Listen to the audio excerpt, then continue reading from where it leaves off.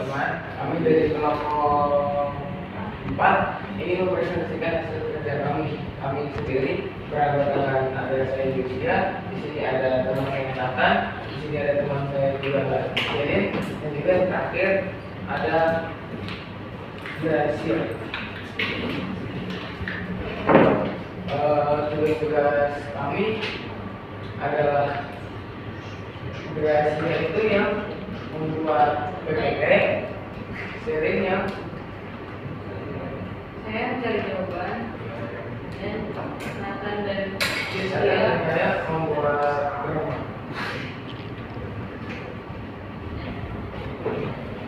Jadi isi presentasi kami yang pertama adalah hak sebagai warga negara Indonesia dalam Undang-Undang Dasar 1945. Yang kedua ada contoh warga negara. Yang ketiga kewajiban sebagai warga negara Indonesia dalam Undang-Undang Dasar 1945. Yang keempat ada contoh kewajiban warga negara, dan yang kelima menjawab pertanyaan halaman 62.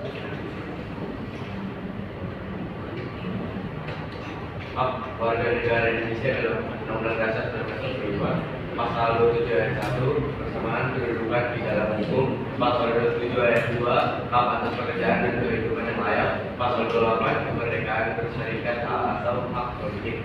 Pasal 28 sampai C hak atas HAM. Pasal 29 hak atas agama. Pasal 30 hak atas negara negara. Pasal 31 hak atas pendidikan. Pasal 32 hak dan budaya. Pasal 33 hak atas perekonomian. Pasal 34 hak atas kesejahteraan sosial.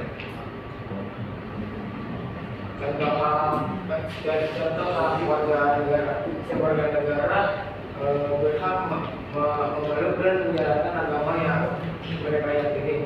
Setiap warga negara berhak mengungkapkan pendapat mereka secara lisan dan tulisan sesuai undang-undang yang berlaku.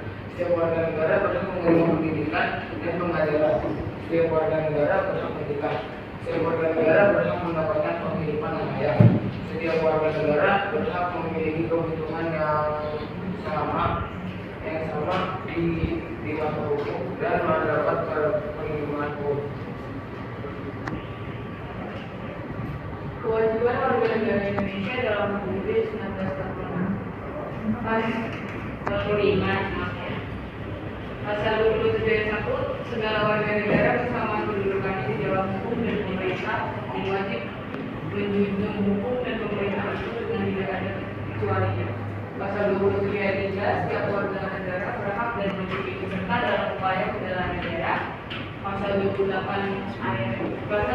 J ayat 1 setiap orang wajib menghormati hak asasi manusia orang lain dalam tertib kehidupan bermasyarakat, berbangsa dan bernegara.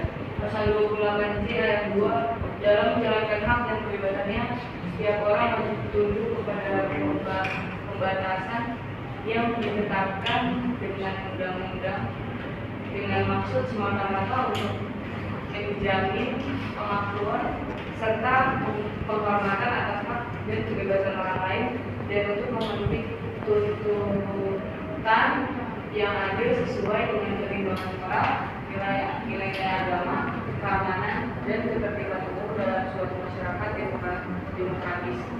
Pasal 30 ayat 1 tiap warga negara berhak dan wajib ikut serta dalam usaha pertahanan dan keamanan negara. Pasal 31 ayat 2 setiap warga negara wajib mengikuti pendidikan dasar dan pemerintah wajib membiayainya.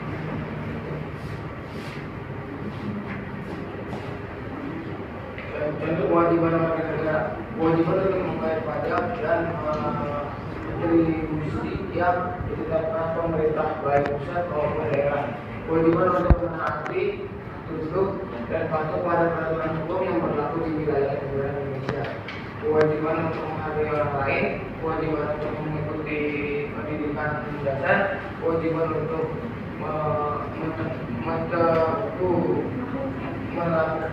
melakukan pembelaan kedaulatan negara, kewajiban untuk tunduk kepada pembatasan atas kebebasan.